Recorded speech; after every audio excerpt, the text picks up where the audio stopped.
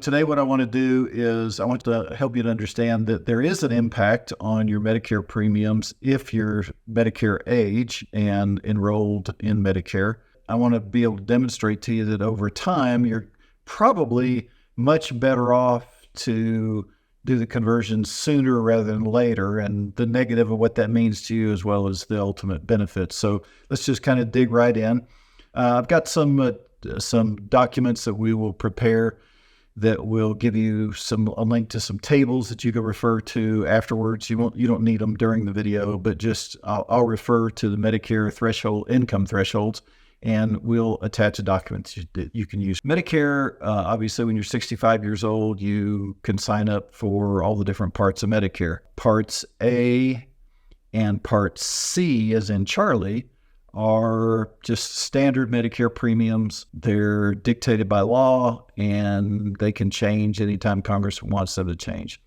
However, Parts B and D, Boy and David, are income-based premiums. So the more income you show on your tax return, the more potential premiums you'll pay for those benefits. There's a set of laws called the Income-Related Monthly Adjustment Amount, IRMAA, IRMAA, Income-Related Monthly Adjustment Amount.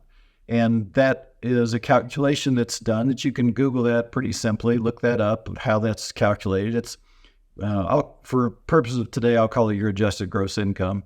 And it's not exactly that, so you want to go in and look at what that really means to you. But for most people, that's pretty close to what it is. The attached document will give you kind of an overview of the different income thresholds and how higher income affect those premiums. And so that's really where the rubber meets the road, in that those income thresholds can go up pretty significantly. And so that's why most people choose not to do Roth conversions, or they do them only up to a particular income threshold, because they're afraid that their Medicare Part B and D are going to get expensive, and it can get expensive. But that increase in your income happens because you take money from your IRA that's taxable and you convert it to the Roth IRA. And so if you convert $100,000 from your IRA to a Roth IRA, that's an additional $100,000 that goes towards your taxable income. So if you get high enough to get above and it bumps you into one of these other income thresholds, then your Medicare premiums go up. But there's a 2-year look back on this stuff. So you're probably not going to get tagged for 2 years. Let's say you finish your Roth conversions in 3 years. It's going to take another 2 years for that to drop off, unless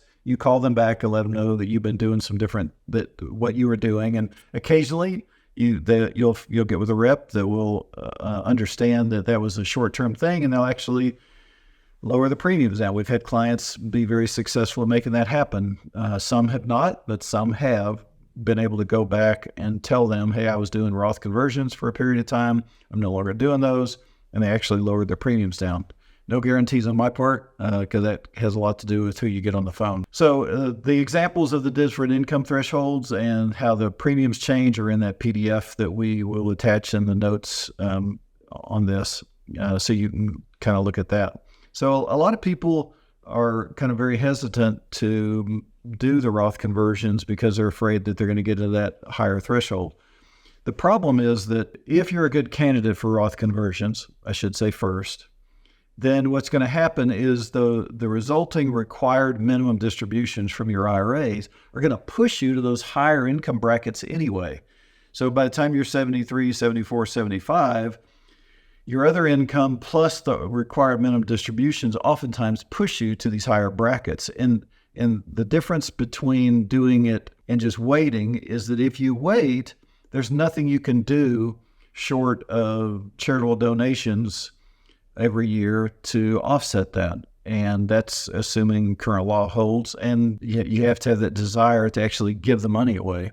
So having the right strategy on the front end actually serves the purpose of reducing your IRA balance over time, so that by the time you hit required minimum distribution age, the balance of those IRAs are significantly lower, and you maybe had to take some higher Medicare premiums for Part B and D for a few years while you're doing the conversions, but then you've managed that such that now the RMDs are minimal and your premiums drop back down.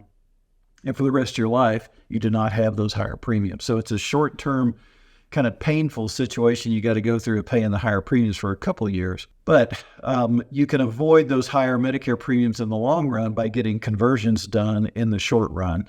And remember that once you get that accomplished and you need income later, then all the income that you pull out of the Roth IRAs is totally free of tax. And what a lot of people don't know, and I did another video on it, is that if you're over 59 and a half years old when you do your conversions, you do not have the same 5-year rule that everybody else deals with. The IRS actually, under one of their exceptions, allows you to pull 100% of the amount you converted out without any tax or penalty. You just have to leave the earnings in there for 5 years. And they assume that when you make distributions, you're pulling that converted dollars out first and you're leaving the income in over time. And again, I got another video about how all that stuff works, but hopefully that will give you some help there. It's real important to get the timing of your Roth conversions right. You want to get an optimal decision made of how fast should I do conversions? How's it going to impact my Medicare premiums? How does it impact my net worth? And if you get all those things perfectly lined up, you got a great plan. You end up avoiding a lot of tax. Most of the clients that we work with actually avoid over $80,000 to $100,000 of Medicare premiums over their lifetimes. They pay a little bit more in the first few years, but by the time you net it all out, by getting the conversions done on the front end, as opposed to just leaving them in there to grow, you actually are able to, in a lot of cases, save a lot of Medicare premiums over time. The traditional advice that you'll hear is that you want to spread those conversions out over a long period of time so that you do not have those spikes in taxable income. Some other conventional advice is that you wait until you have a year of lower income and then you get up to the top of your current tax bracket by getting the conversions done then. And so they're kind of thinking about it logically, but in a very short-sighted time frame. And what we've learned over all the years that we've been doing Roth conversions and validate it through proprietary software that shows us the calculations, what we've learned is that the only way to truly get the biggest benefits out of doing Roth conversions for most people, if you have a larger IRA, so if you've got 7, 8, 900,000 or more, well into the millions, then you're much better off to accelerate your Roth conversions over a shorter period of time so that you get the real benefits. And that's where the real benefits lie, is on the other side of those accelerated conversions. It really works better even the higher balances you have and the higher income you have. We found that it actually produces even larger benefits for you by doing the conversions sooner rather than later. There are higher Medicare premiums potentially for you to pay if you're 65 years old and doing Roth conversions. You need to be aware of them, but we've discovered that the small cost of the added premiums for a few years is well worth the millions of dollars that you can save or avoid in taxes over a lifetime. And as we've already said, most people, by doing accelerated conversions, actually save and net Medicare premiums over their lifetime by getting it taken care of sooner rather than later.